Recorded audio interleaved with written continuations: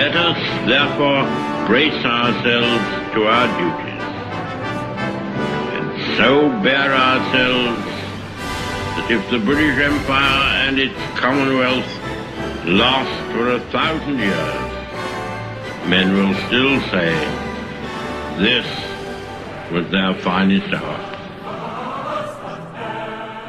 The United Kingdom and its Commonwealth is possibly my favorite faction in Men of War Assault Squad. The British possess a wide variety of anti-tank guns and artillery pieces, which are among the best in the game. These guns, coupled with some awesome tanks like the Churchill Mark 7, give the Commonwealth the perfect blend of offense and defense. On another note, this is a 4 vs 4 ranked battle on the village map. My allies and I are in command of the Commonwealth, and our opponents, a group of highly ranked Russian players notorious for their heavy machine gun spamming ways, are in command of Germany. I am in the center over here, and I'm going to start with a squad of regular infantry. Baloo, my other ally in the center, is going to start with a 20mm autocannon, the Oerlikon. And over here you can see me order my men to stop approaching the center flag point and to lay prone. This is because I hear the engine of a German Kubelwagen, a car with a machine gun mounted on it.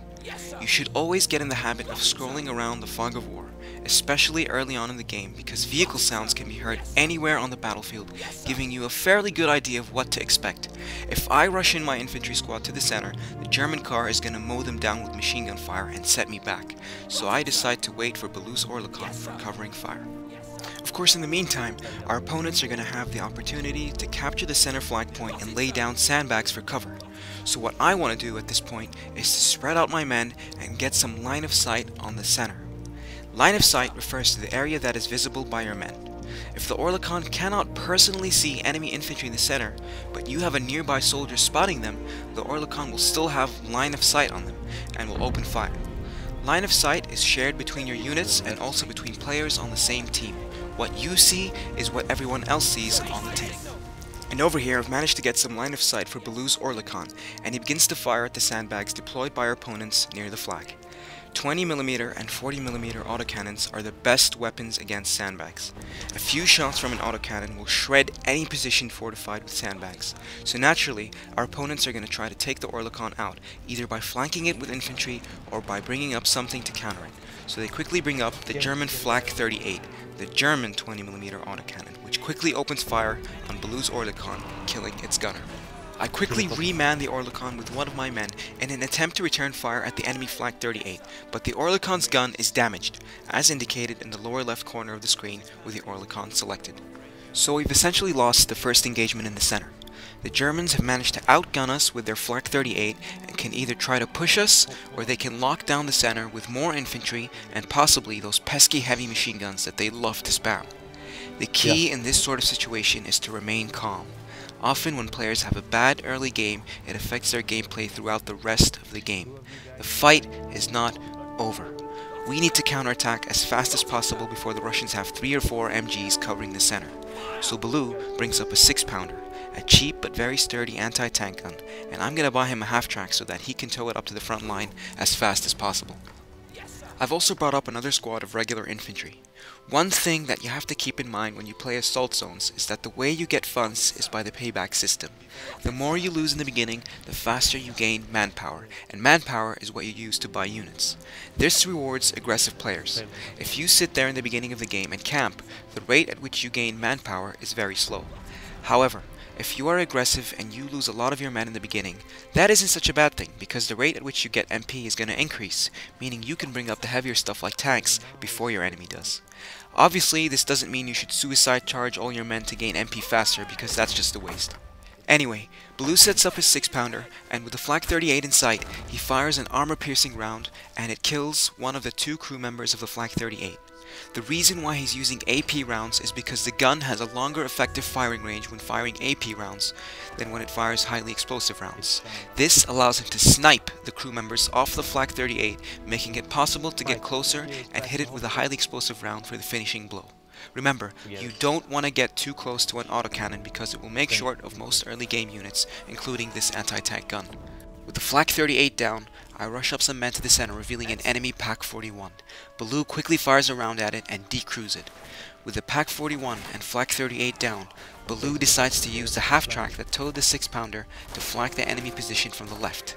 Half-tracks are excellent at harassing enemy positions because of their speed and their 50 cal machine gun, which rips through infantry faster than a knife through hot butter. With Blue disrupting the enemy position with his half-track, I managed to sneak up a rifleman to the flag point to begin capturing it for our team. The German Kubelwagen that the enemy brought up early in the game begins to fire at me, and as Blue chases it down with his half-track, an enemy soldier manages to throw an anti-tank grenade at it and take it out. I've done a short time lapse here, and as you can see, the center flag point is now under our control. I've also brought up an Oerlikon of my own to help cover the center.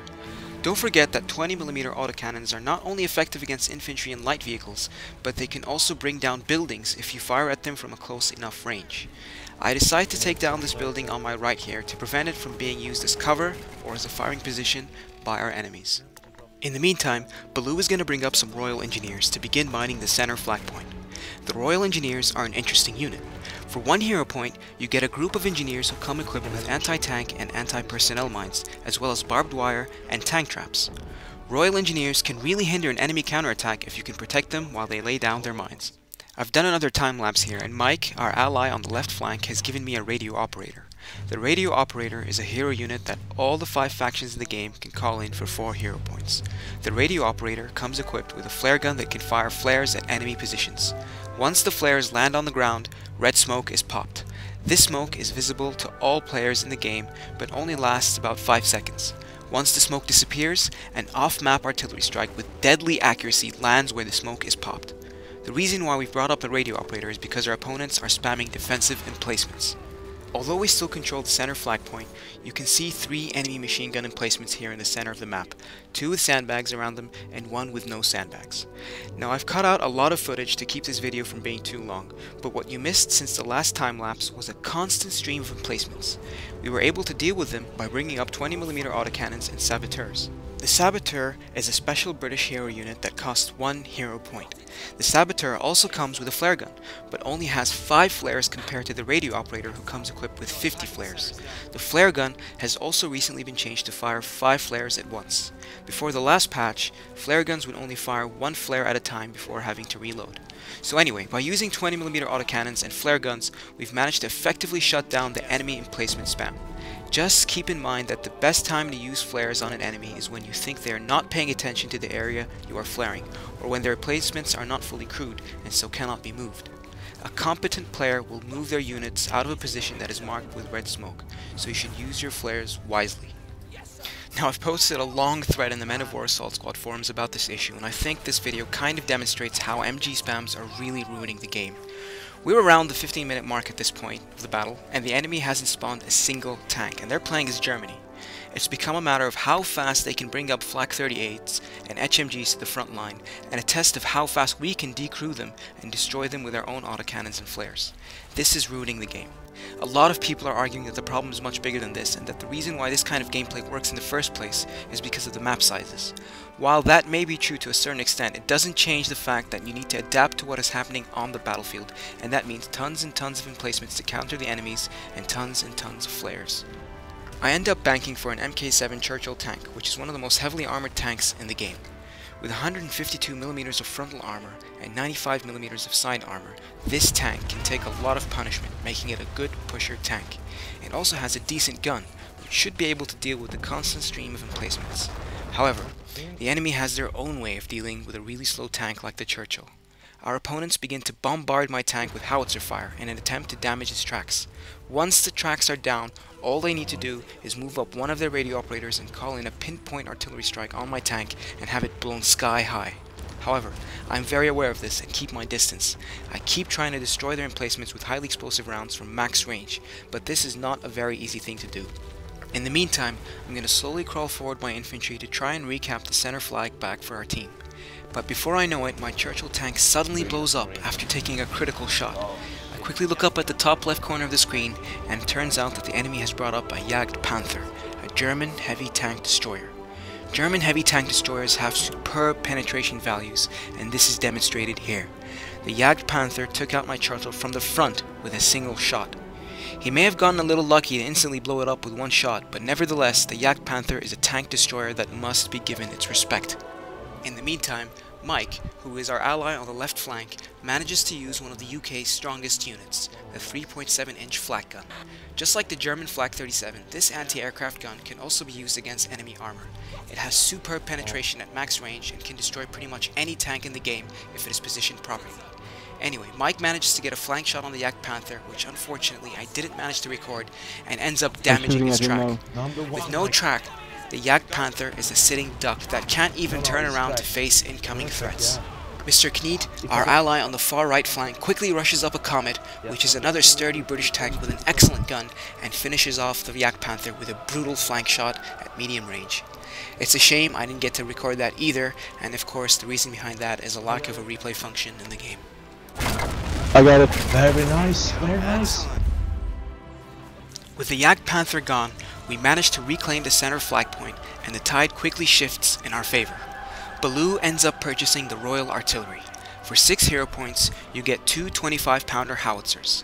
This is a very good bargain in a game like this, with tons and tons of defensive emplacements. He gives one of the 25-pounders to me, and we both use them to pound the enemy HMGs and Flak 38s.